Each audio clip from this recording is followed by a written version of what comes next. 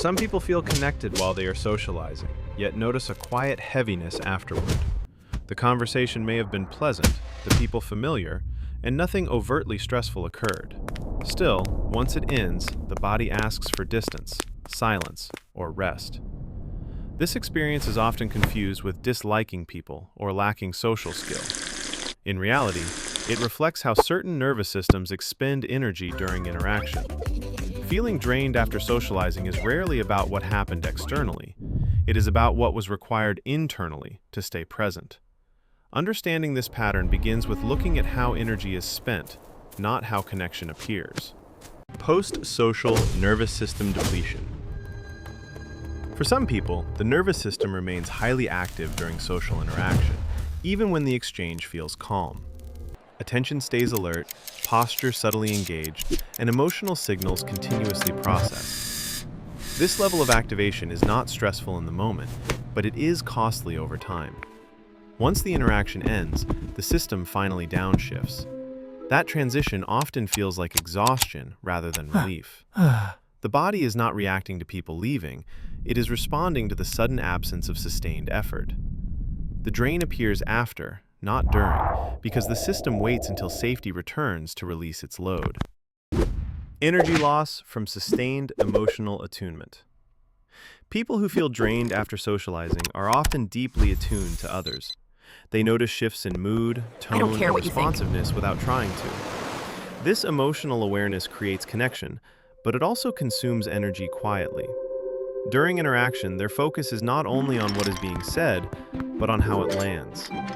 Adjustments happen automatically to maintain harmony or ease. None of this feels forced, yet it requires constant internal calibration. Afterward, fatigue sets in. Not from talking, but from holding emotional awareness open for extended periods. Cognitive exhaustion caused by continuous self-adjustment. Social situations often ask for subtle self-adjustment. Timing responses, choosing wording, regulating expression, and matching conversational pace all happen in real time. For some, this process is effortless. For others, it remains conscious or semi-conscious throughout. The mind stays slightly ahead, preparing, refining, and monitoring. This creates cognitive load even in friendly settings. When socializing ends, the mind no longer needs to track itself. What follows is not emptiness, but the tiredness that comes from sustained mental coordination finally switching off. Delayed emotional processing after interaction. For some people, emotional processing does not fully occur during social interaction. Attention is directed outward, focused on presence, responsiveness, and continuity. Feelings are registered, but set aside temporarily to maintain engagement. Once alone, those emotions return for processing. Subtle reactions, unresolved moments, or emotional tones surface quietly. This can feel like heaviness or fatigue, even if nothing negative happened. The drain comes from catching up with what was postponed. Emotional work resumes only when external demands are gone, making solitude feel necessary rather than optional. Mismatch between social pace and internal rhythm. Social environments often move faster than some internal rhythms allow.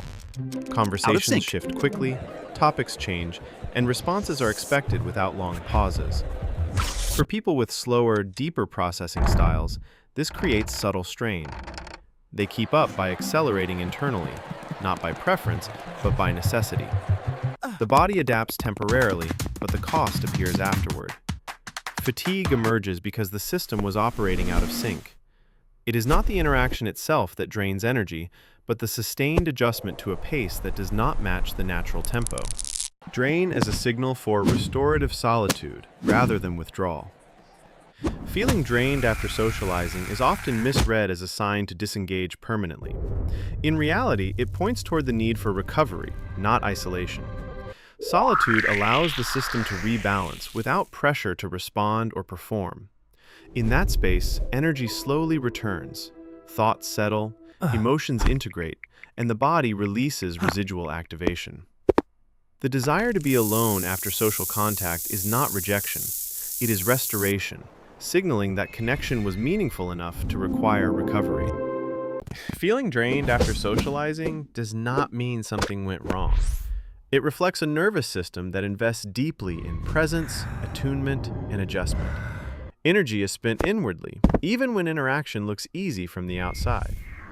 When understood this way, post-social fatigue becomes informative rather than problematic.